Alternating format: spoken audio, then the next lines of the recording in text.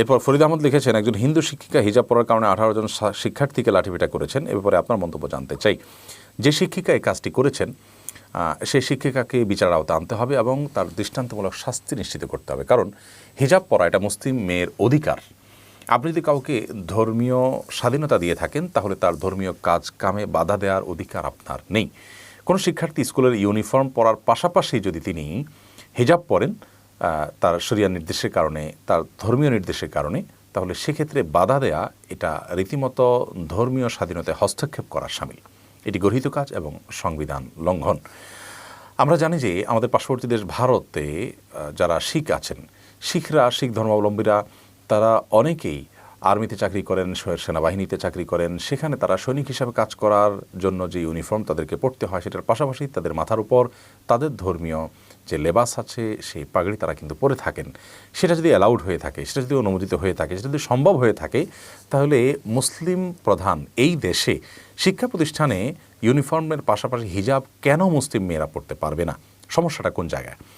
যারা এ ধরনের ক্ষেত্রে বাধা সৃষ্টি করেন এবং অনভিপ্রেত ঘটনা সৃষ্টি করেন তারা সন্দেহাতীতভাবে অন্যায় করছেন। তাছাড়া শিক্ষার্থীদেরকে এভাবে লাঠিপেটা করার অধিকারী বা সংবিধান দিয়েছে কিনা আদৌ? আমরা কদিন আগে দেখেছি যে টিপ নিয়ে তুলকালাম কাণ্ড হয়েছে। যদিও আমরা যারা তদন্ত করছেন তাদের যে বক্তব্য ইতিমধ্যে গণমাধ্যমে উঠে এসেছে, তার মাধ্যমে জানতে পারলাম যে সেখানে বাকবিতণ্ডা হয়েছে, সেখান থেকে টিপের বিষয়টা এসেছে। তো আমাদের সমাজে ব্যক্তিগত বাকবিতণ্ডা থেকে কোনো এক পক্ষ যখন মাথায় টুপি থাকে অথবা মুখে দাড়ি থাকে, তখন সেটা উল্লেখ করে তাকে কটু মন্তব্য করেন অনেকে। যদিও সেটা গর্হিত কাজ, কিন্তু এরকম ঘটনা তো অহরহ বাংলাদেশে ঘটে থাকে। সেগুলো নিয়ে তো আমরা কখনো খুব বড় ধরনের তুলকালাম হতে দেখিনি, বা এটা নিয়ে এত বড় মিডিয়া ট্রায়াল হতে আমরা দেখিনি। সেখানে টিপ নিয়ে যা হলো, টুপি নিয়ে তো এ ধরনের কটাক্ষ করার ঘটনা হয়ে থাকে। তখন কেন আমাদের সমাজের তথাকথিত সুশীলরা চুপ থাকেন, নীরব থাকেন? মূলত যাদেরকে আমাদের সমাজে সুশীল বলা হয় বা বিশিষ্ট নাগরিক বলে অনেক সময় অভিহিত করা হয়, এ ধরনের বিভিন্ন অভিধায় যারা ভূষিত হয়ে থাকেন, এই মানুষগুলোর ক্যারেক্টার এবং চরিত্র, তাদের দ্বিচারিতা, তাদের মুনাফিক এবং কপটতা সময় সময় আমাদের কাছে দিনের আলোর মতো পরিষ্কার হয়ে যায়। এ ধরনের মানুষগুলো সম্পর্কে আমাদের সাবধান থাকতে হবে, সচেতন থাকতে হবে, সজাগ থাকতে হবে। তারা আমাদেরকে নীতিবাক্য শোনাতে আসে, মূলত তারা নিজেরাই নীতিহীন। আপনি টিপের পক্ষে যদি কথা বলেন, কেন টিপের পক্ষে কথা বলবেন না? কারো যদি কপালে টিপ দেওয়ার রাইট থাকে, তিনি তার ধর্মের নির্দেশ অনুসারে এটি করতে চাচ্ছেন, করেন। কিন্তু আরেকজনের তো তার মাথায় টুপি দেওয়ার রাইটও থাকতে হবে, আরেকজনের তার মাথায় হিজাব পরার রাইটও থাকতে হবে।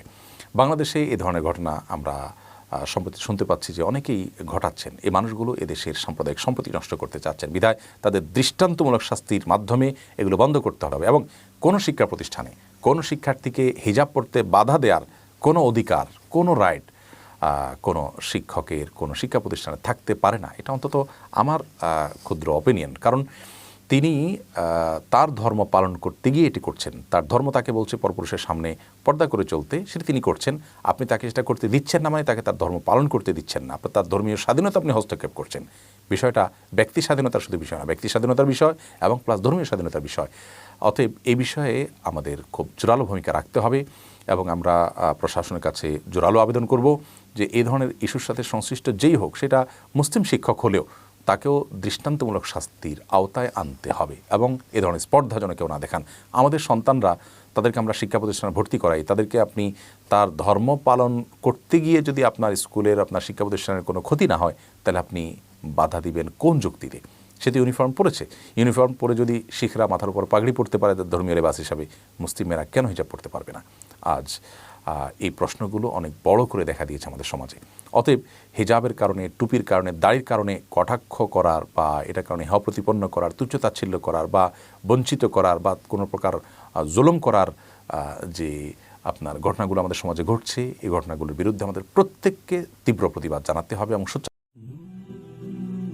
A to Z Bangla, follow the rules of Islam.